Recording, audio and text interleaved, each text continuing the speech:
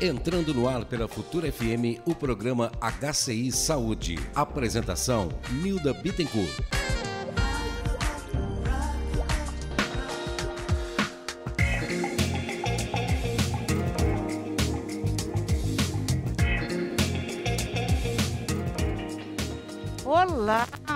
Olá, um bom dia para você. Entrando no ar pela Futura FM, o programa HCI Saúde.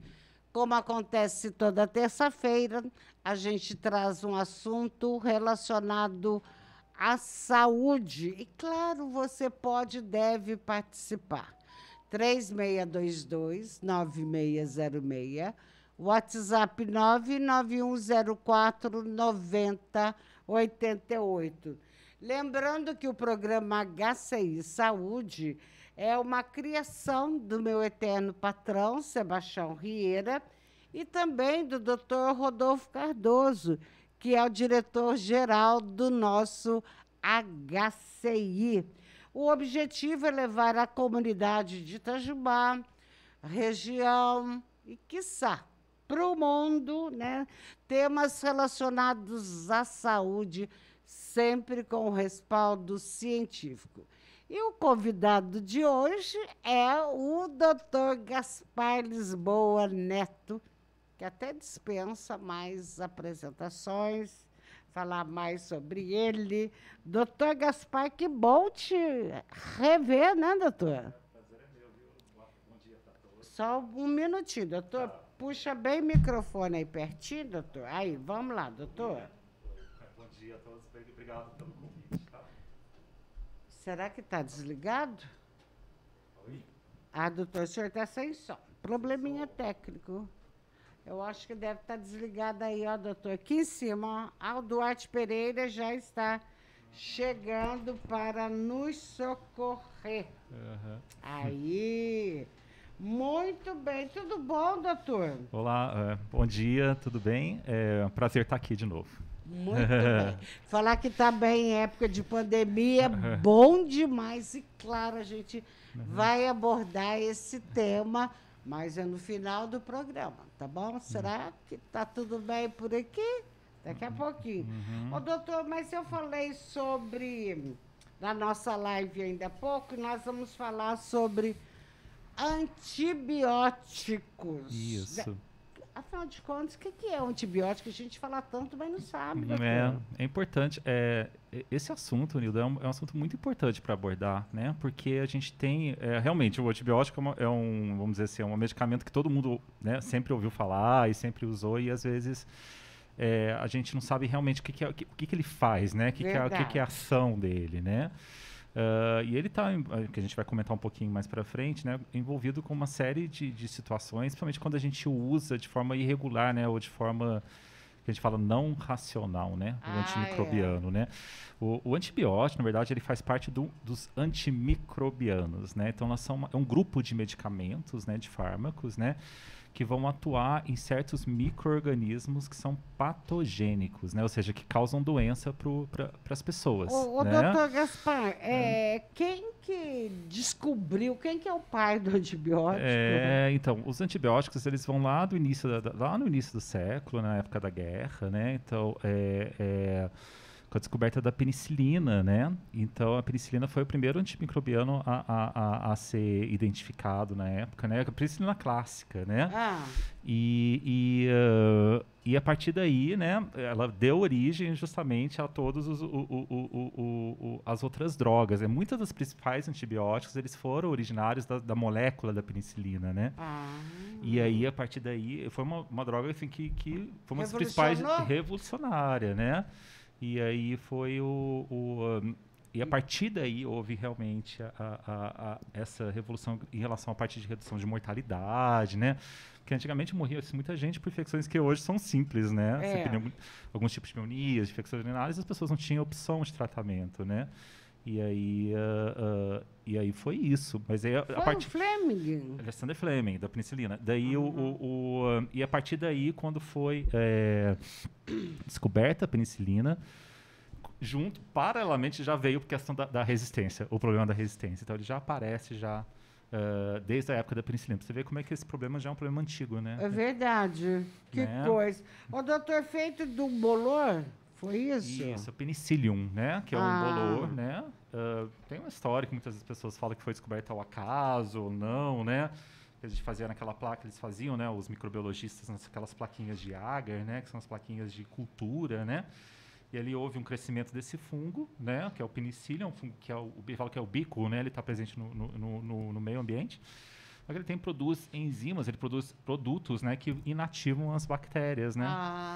Então ali não houve ele percebeu que não havia crescimento de bactéria onde havia crescimento daquele fungo em conjunto, né? Então, e dali foi feita a descoberta, foi isolado, né, esse fármaco, né, essa droga, né, ele conseguiu isolar, fala, né, identificar, né, e purificar como forma de medicamento mesmo, né, para poder usar, né, na clínica, né. Agora, o doutor Gaspar Lisboa Neto, em que situações, né, eles devem ser tomados? Sim, então a gente usa especificamente o antibiótico, né, o antibiótico que é um antimicrobiano voltado para o tratamento de infecções bacterianas, de bactérias, né? Então a gente vai usar quando a gente tem uma infecção bacteriana, né? O que é uma infecção bacteriana? Ela pode ocorrer em qualquer local do organismo. A gente pode ocorrer na pele, pode ocorrer no trato urinário, no trato gastrointestinal, né? Nos pulmões, nas vias aéreas, né? Tudo isso pode ter. Então a gente vai ter indicações específicas para usar os antimicrobianos, né? Então, o que acontece às vezes, não sei se a gente vai falar um pouquinho mais para frente, é que às vezes a gente usa antimicrobianos, antibióticos, né, especificamente, né, em situações onde não haveria indicação. Como se fosse um analgésico. Como se fosse um analgésico. Eu tenho isso daqui. Eu tenho antibiótico ali, eu vou lá tomar. Exatamente. Eu estou falando isso com conhecimento, né? Porque eu vejo tanto isso. E quantas vezes também eu já fiz? Tem que me penitenciar aqui. Doutor, pelo que o senhor estava falando aí, então os antibióticos, eles não são assim iguais.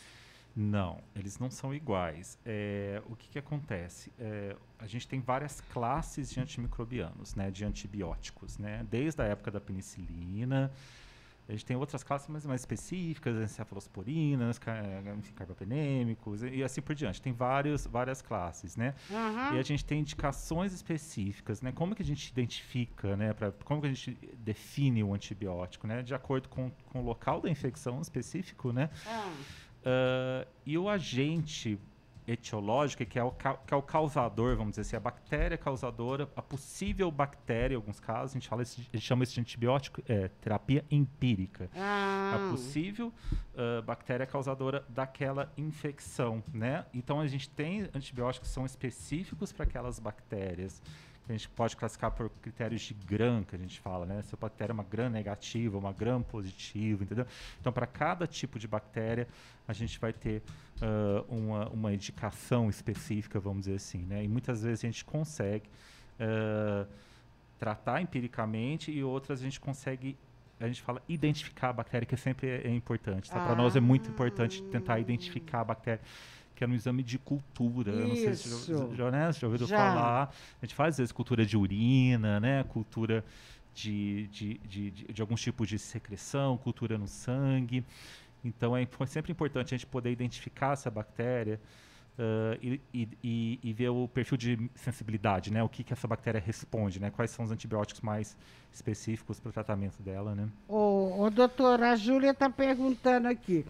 Ela sempre tem dor de garganta e ela toma um antibiótico que ela foi o médico uma vez, o médico receitou, ela toma. Se está certo ou se ela tem que ir ao médico toda vez que ela sentir dor de garganta. Então, essa é interessante a gente até pegar esse gancho, né, para falar sobre esse tipo de infecção, né, que a gente fala que são as infecções de vias aéreas superiores, que é a dor de garganta, as rinites, as sinusites, algumas otites, né? A gente sabe, Nildo, que a maioria dessas infecções são infecções que não são bacterianas, tá? Elas não são provocadas por bactérias. Elas vão ser provocadas ou por vírus, que é uma outra questão, e isso é importante a gente já falar que o antibiótico, ele não serve para tratar vírus. O antibiótico ele não tem ação contra o vírus, entendeu? Que são as viroses, né, que a gente fala. Então, o antibiótico não trata vírus, ele não consegue combater o vírus, né? Ele trata a bactéria. E quando a gente olha essas infecções de vias aéreas superiores, que são as que eu falei, a gente fala que 70%, 80% dessas infecções são causadas ou por vírus, né? Ou por reações locais, às vezes por reações alérgicas ou reações, entendeu? Então, nesse caso, a grande maioria dos pacientes, e aí mora o foco da questão do uso racional de antibióticos, né?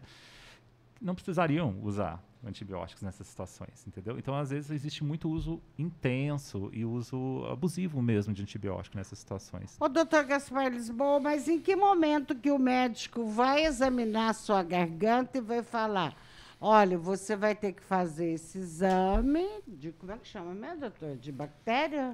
O exame de cultura, por exemplo. De exemplo. cultura, para eu poder receitar o antibiótico certo para você. É porque vai depender da parte clínica, depende muito de cada local da infecção. Por exemplo, quando a gente fala realmente da infecção de garganta, né?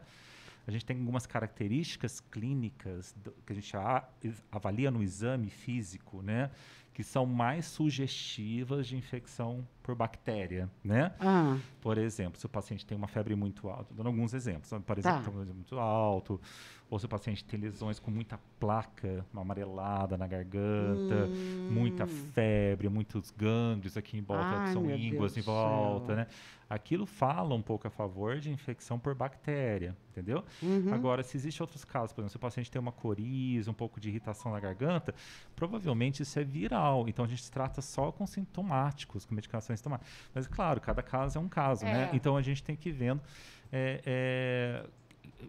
esses critérios, vamos dizer, esses critérios clínicos, né? Para poder identificar. Aí, doutor, cabe ao médico definir em que momento ele vai pedir este exame. A paciente pode sugerir? Eu posso chegar e falar, ai, doutor, quer Eu acho que depende, acho que é uma conversa mútua, né? Eu acho que depende muito do que o médico né, relata, né, de achados, né? E a impressão que ele tem do caso, né? Por exemplo, a gente sabe que as culturas são específicas para alguns sítios, né? Alguns locais específicos. Rendem mais, vamos dizer assim, elas são mais fidedignas, né? As culturas, por exemplo, se fazer uma cultura de uma pele, por exemplo, assim, sem muito critério, às vezes ela até atrapalha, entendeu? Porque a gente tem flora, né? A gente tem bactérias que moram naturalmente na nossa pele, né? São bactérias boas, vamos dizer assim, né? Igual no trato intestinal, né? A gente tem bactérias que moram também no intestino, né? Que são bactérias importantes para a saúde nossa. E essas bactérias, às vezes, a gente identifica e elas não são a causa da infecção, entendeu? Então, às vezes, até atrapalha um pouco o médico. Então, tem que ter um pouco de critério para pedir essas culturas. Ela não é um exame que a gente faz universal, vamos dizer assim. Universal. Isso. Agora, doutor, como eu falei, nós comentamos no início do programa, muita gente lança a mão do antibiótico como se ele fosse um analgésico. Aquela panaceia, né? Isso. Em que casos os antibióticos não são eficazes? Eu acho que, em primeiro lugar, é para as infecções que não são bacterianas, né? Que é a grande maioria das infecções de via aérea superior, né? Que é a rinite, a sinusite, alguns tipos de faringite, né? Não adianta, o antibiótico não tem ação nenhuma. Então, assim, na verdade, a gente só fazer malefício para o paciente, porque a gente vai ter os efeitos colaterais do remédio, né? Que todos os remédios vão ter efeitos colaterais, né? E sem eficácia, né? Infelizmente, o problema que é o que chama da resistência, né? Então, se a gente eventualmente vai usar algum antibiótico para alguma infecção que realmente é bacteriana e a bactéria não responde àquele tipo de antibiótico, entendeu? Que ali ele não deve ser usado, aí a gente lança a mão da cultura, por exemplo, para saber qual que é o melhor antibiótico para ser utilizado, né? Então, basicamente a questão dessas infecções que não respondem ao antibiótico são as infecções virais ou as infecções ou as não infecções. A gente tem várias causas, né? A própria rinite alérgica, mudança de tempo, às vezes dá isso, da coriza, da tosse, né? E ali não tem necessidade, né, de usar antibiótico, né? Agora, doutor Gaspar, a gente sabe também que o brasileiro, eu vou falar o brasileiro que é a minha realidade, ele gosta muito de dar uma de médico, né? Então, amiga, vizinha, eu tô com dor aqui, eu tomei um antibiótico, vou passar para você. Mas aí pode estar o problema que a bactéria dela pode, então, não ser igual a da outra, né? Exatamente, pode ser. E, às vezes ela pode nem ter a bactéria, Nem né? ter a bactéria. Acho que a primeira pode ser essa, né? Às vezes a pessoa nem sabe se está com infecção bacteriana, né? E o antibiótico não é, acho que talvez uma mensagem importante para dizer é que o antibiótico não é uma medicação que ela é inócua, que ela não dá efeito colateral, ela pode dar efeito colateral e ela pode, inclusive, provocar resistência. O que é resistência? É quando a gente dá um antibiótico para uma específica bactéria, né? E aquela bactéria, ela é uma pressão seletiva que acontece ali, você entende? Então, assim, algumas bactérias morrem, outras que são resistentes ao antibiótico, elas naturalmente sobressaem, né? E elas tornam-se dominantes. Dessas bactérias, mesmo as bactérias da flora, né, que a gente falou, da pele, do intestino, elas podem, quando a gente toma um antibiótico que não precisa, elas podem se tornar resistentes também, você entendeu?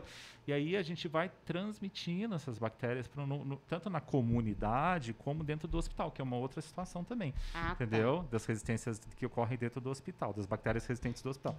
E isso leva à perda da eficácia desses antibióticos. Daí a gente começa a perder. A gente, por exemplo, tem muita infecção que os antibióticos de primeira geração não funcionam mais. Só para você ter uma ideia. A penicilina mesmo, que a gente falou no começo, né? Muitas, Benzetacil. Ela não tem mais, assim, lógico, ela vai ter a sua opção, tem alguns tratamentos que são clássicos para penicilina, sei lá, sífilis, por exemplo, é clássico, é o antibiótico de escolha mesmo. Mas, assim, em algumas situações ela não funciona mais por causa de uso abusivo, né? Infecção de urina é um problema sério também, seríssimo de uso, porque muita gente tem, né? Muita gente tem e a automedicação.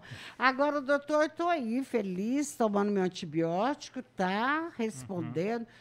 Estou sentindo-se super bem. Eu posso abrir mão? Não quero tomar mais, não. Não. Então, porque o antibiótico ele tem essa posologia, né? Então, tipo assim, a posologia, o que é? A dose, né, que tem que ser tomada, a distância das tomadas das doses, né? De quantas em quantas horas, né? A gente tem que tomar, às vezes, um antibiótico uma vez ao dia, um antibiótico 2 vezes ao dia, de 12 em 12 horas, ou 3 vezes ao dia, de 8 em 8 horas. Por quê? Isso é de propósito. A gente tem que tomar nessas doses corretas e nesses tempos corretos e pelo tempo correto, né? O tempo mínimo, às vezes 5, 7, 10 dias, né?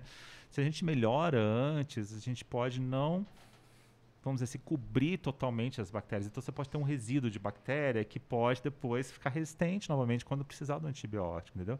Então, às vezes, a pessoa começa a tomar um antibiótico no segundo, no terceiro, quarto dia, começa a ficar bem e para por conta própria, né? Entendeu? Daí não pode, tem que sempre fazer o tempo correto, né? O tempo que foi prescrito do antibiótico, né? Os dias, né? E justamente a distância entre as doses, né? Precisa respeitar a distância correta entre as doses. Senão é a má utilização dos antibióticos, que também é um outro problema, né? É um outro problema. A gente usar e usar de forma errada, né? Agora, doutor Gaspar, ainda há pouco você falou que um dos perigos, né? O organismo cria resistência em relação aos antibióticos. Vamos falar mais um pouquinho. E aí, meu organismo não aceita mais. Que perigo que ocorre? Na verdade, é assim. A bactéria que pega, vamos dizer assim, que ela desenvolve a resistência contra o antibiótico, né? Isso é um problema que não acontece só no solo humano, mas acontece em todos. A gente tem muito problema de resistência antimicrobiana, para você ver na indústria agropecuária, por exemplo. Então, tem um uso muito extensivo de antibiótico em criação de gado, criação de porcos. E ali também pode ter um impacto em humanos também, né? O que acontece? Quando é aquilo que eu falei da pressão seletiva, né? Então, quando as pessoas tomam esses antibióticos, ou quando não precisam, ou tomam de forma errada, a bactéria que é mais adaptada, ela vai se sobressair ali em relação às outras. E essa bactéria, ela multiplica por 10, por 1000, entendeu? E ali ela pode ou causar uma infecção em cima da outra pessoa, ou a pessoa ela pode transmitir essa bactéria na sua comunidade, entendeu? Então ela pode fazer flora. E isso acontece, por exemplo, em animais. Por exemplo, tem criações de animais que têm contaminação por bactérias multiresistentes, que a gente fala que são bactérias que praticamente a gente não tem opção de tratamento. Chega nesse ponto, né, de não ter opção de tratamento, porque de tanta resistência que essa bactéria, né, já adquiriu, né? Então é um problema muito sério, né? Seríssimo isso. A gente fala que é uma pandemia silenciosa, né? Olha só. Pandemia silenciosa. Né? Por falar em pandemia, coronavírus em Itajubá. situação está sob controle, doutor? Então, em relação à parte da Covid, né? O que acontece? O que a gente observa, assim, no Brasil todo, né? E aqui também na cidade, né? A gente realmente está observando uma redução de número de casos graves, né? Eu falo mais por questão de casos graves, que é mais a nossa vivência no hospital, né? São casos graves, são casos que precisam ser internados, né? Tanto na enfermaria quanto nas UTIs, né? Então, a gente teve uma redução importante, sim, do número de casos, né? Da Covid. A gente vem vendo isso, né? Progressivamente. E do número de óbitos também, né? O que é... isso é consequência do quê? Isso é consequência da vacina, né? Provavelmente da vacinação em massa. Existe um programa de vacinação em massa que está em andamento, né? No Brasil inteiro, né? Não sabe. Aqui na cidade tá avançando, né? Todo dia a gente vê nos boletins, acho que né? nós estamos a partir dos 12 anos. Sim, já está vacinando a partir dos 12 anos, né? Tá para ser avaliada agora pela Anvisa a liberação das vacinas para crianças, né? Agora para crianças acima de 3 anos, se não me engano, né? Que vai ser também super benéfico. A gente sabe que a gente precisa atingir aquela chamada imunidade de rebanho, né? Que é a imunidade coletiva, né? Quanto maior o número de pessoas vacinadas, melhor, né? Então, assim, e as crianças fazem parte, os adolescentes, eles fazem parte da comunidade. Então, a gente tem que bloquear isso. Quinta Jubá, 12 anos. Né? Então, já tá tendo essa vacinação. Ai, que bom, isso né, é bom. doutor? Agora, é questão Agora, né? doutor, eu fico preocupadíssima. Tá vindo final de ano, tem festa. Seguido, carnaval, tem festa. E aí, doutor, o perigo? Aí é o perigo. Isso eu acho que é uma mensagem importante para a gente ter, né? E a gente precisa se conscientizar em relação a isso. A vacina é realmente uma ferramenta incrível, né? A gente está vendo isso na prática, né? O que está fazendo no Brasil, né? Reduzindo o número de casos, né? Segura, enfim, tudo isso. Então é importante depois a gente falar, né, questão da segunda dose, né, das pessoas procurarem tomar a segunda dose, né? A terceira dose que entrou agora com 5 meses após a segunda dose, é uma vacina que a gente está vendo trabalhos que está tendo uma resposta muito boa com a terceira dose. Foi ampliada agora para todos acima de 18 anos, então isso as pessoas não podem deixar de procurar a segunda dose, isso é importantíssimo, tá? É importante, porque a gente considera, por parte médica, pacientes vacinados com uma dose só, não vacinados. Pra gente a gente tem que ter 2 vacinas. A pessoa que tomou uma dose só, ela não está efetivamente protegida, tá? Ela tem um risco de desenvolver doença grave, de ser internada e morrer, ainda tem, tá? Então ela precisa procurar tomar a segunda dose e a terceira dose quando chegar no tempo. Agora, isso não invalida de maneira nenhuma o uso das medidas não farmacológicas, né? Tipo assim, o uso de máscara, higienização de mãos e distanciamento social, tá? Ainda não é o momento para a gente abrir mão disso, Pois tá? eu fico preocupada. Não é o momento. São Paulo está querendo liberar a máscara. Rio de Janeiro vai ter carnaval. Pois é, existe essa questão. A gente vê isso a gente está vendo nos noticiários, né, a questão da Europa, né? O que a Europa está passando agora? A Europa está na quinta onda, quarta, quinta onda de Covid, entendeu? O problema da Europa é um problema sério. Isso aqui a gente tem que tomar cuidado com o Brasil, né? Porque isso é um alerta para o Brasil, entendeu? Porque a gente sabe, a gente não conhece a questão da dinâmica desse vírus. Muita gente ainda é vacinada, isso é muito bom. E a questão das medidas não farmacológicas, a gente sabe que nesses lugares que abriram mão das máscaras e começaram a permitir muito essas aglomerações, esses eventos de aglomerações, eles foram muito mal na pandemia. Então, eles voltaram a ter quarta onda, voltaram a ter quinta onda, né? A gente tem a questão da revacinação, da procura das vacinas, que nesses lugares... infelizmente não é tão alta que nem no Brasil. Graças a Deus aqui no Brasil a gente procura muito, a gente confia muito nas vacinas, né? Porque as vacinas são para confiar mesmo, elas são muito seguras. Na Europa a gente tem a questão da hesitação, que fala, né? Que as pessoas que não vão procurar, porque elas têm medo de tomar vacina, enfim, que não tem justificativa nenhuma, né? A gente sabe que a vacina ela é muito segura, né? Mas isso é espelho para nós, né? A gente precisa saber o que realmente acontece lá para ver o que pode acontecer. A gente gosta de ficar olhando o jardim do vizinho, vamos aproveitar agora, vamos olhar o jardim deles, não é? E aprender o que está acontecendo lá, né? Para não deixar acontecer aqui isso de novo, né? Não quero não. Não pode acontecer isso novamente. A Maíra está dizendo que toda vez que ela toma antibiótico, o intestino dela ora solta, ora prende. Isso é normal, doutor? Isso é importante falar. É um evento adverso do antibiótico. O que o antibiótico faz? Ele vai combater todas as bactérias do organismo, né? Todas não, mas isso é uma grande parte, né? A gente tem muita bactéria no intestino, né? Normal, são bactérias que fazem parte da nossa flora normal. E o antibiótico vai matar essas bactérias também. E isso pode levar a diarreia, entendeu? Por questão de... isso depois, de alguns casos mais graves, pode até dar um quadro de colite, entendeu? Mas são casos mais extremos, né? Que é um efeito, né? Colateral grave. Então, assim, muita gente tem diarreia, tem alteração do hábito intestinal quando toma os antibióticos, né? Então, pra você ver, né? A gente precisa ter muito cuidado para a gente ter que tratar quando realmente precisar, né? Doutor, e a dor de estômago? Por que ele ataca o estômago, Também, doutor? porque esses antibióticos, tem muito antibiótico que a gente precisa fazer o recipiente, que é o comprimido, ou o xarope, medida como for, muito grande, porque a quantidade de miligramagem é grande, né?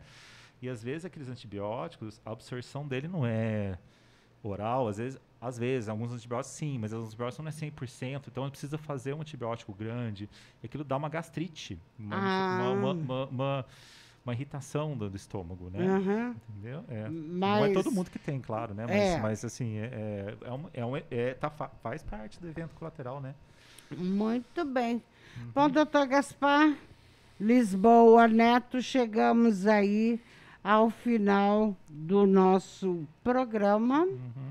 Gostaria mais uma vez de agradecer ter vindo aqui, prosear um pouquinho com a gente. Obrigado. É meu prazer, tá? Qualquer coisa, se precisar, estou aqui de volta. Eu adoro. Vicky, obrigada. Duarte Pereira, obrigada. Obrigada a você que está na sua casa, que está aí na internet. Um beijo com muito carinho, uma semana com muita saúde e até a próxima terça-feira, se Deus assim permitir.